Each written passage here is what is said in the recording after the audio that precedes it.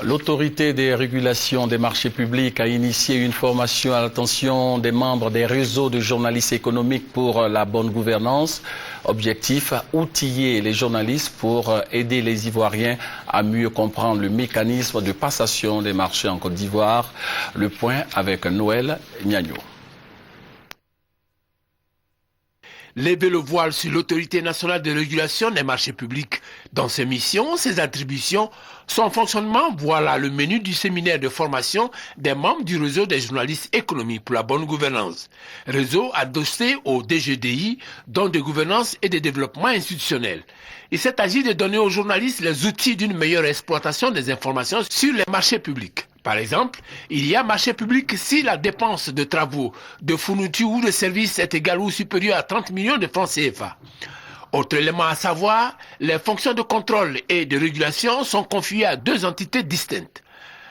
La direction des marchés publics DMP et l'autorité nationale de régulation des marchés publics RMP.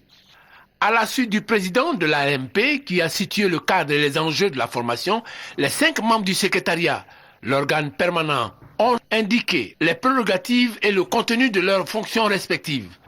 Un bilan de l'exercice écoulé a permis aux journalistes d'apprécier le chemin parcouru. Nous avons formé en moyenne 51 personnes par mois.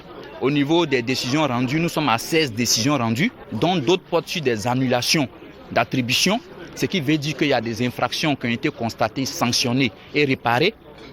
Et il y a eu aussi des audits indépendants. Au total, ce fut pour les journalistes une démarche pertinente parce qu'elle va contribuer à la diffusion d'informations justes.